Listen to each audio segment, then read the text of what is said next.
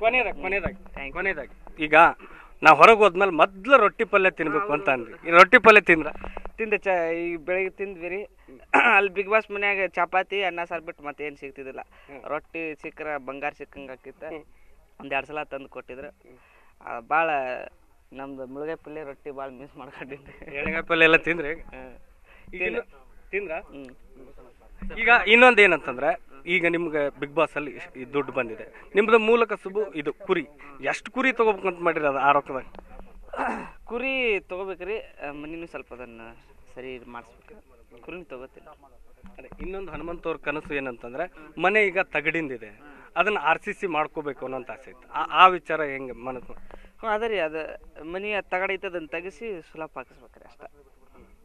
ಈ big boss ಮುಗಿದ್ಮೇಲೆ ಸುದೀಪ್ ಅವ್ರು ಏನಾರ ಭೇಟಿಯಾಗಿದ್ರೆ, ಏನಾರ ಹೇಳಿದ್ರೆ? ಸುದೀಪ್ ಸರ್ ಮನೆ ಕರೆದಿದ್ರೆ ನಾವು ಅಲ್ಲಿ ನಮ್ಮ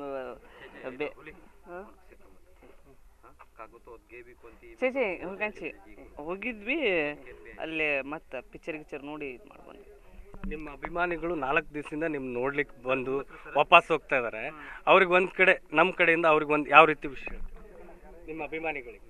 ಇಲ್ಲಿ ನಿಮ್ಮನ್ನು ವೋಟ್ ಮಾಡಿದವ್ರಿಗೆ ನಮ್ಮ ಕಡೆಯಿಂದ ಯಾವ ರೀತಿ ಏನು ವಿಶ್ ಮಾಡಿ? ಎಲ್ಲ ರಾಜ್ಯದ ಇಡೀ ಕರ್ನಾಟಕದ ಜನತೆ ನನಗೆ ವೋಟ್ ಮಾಡಿ ಗೆಲ್ಸಿರಿ. ಎಲ್ಲರಿಗೂ ನಿಮಗೂ ತುಂಬ ಹೃದಯ ಧನ್ಯವಾದಗಳು.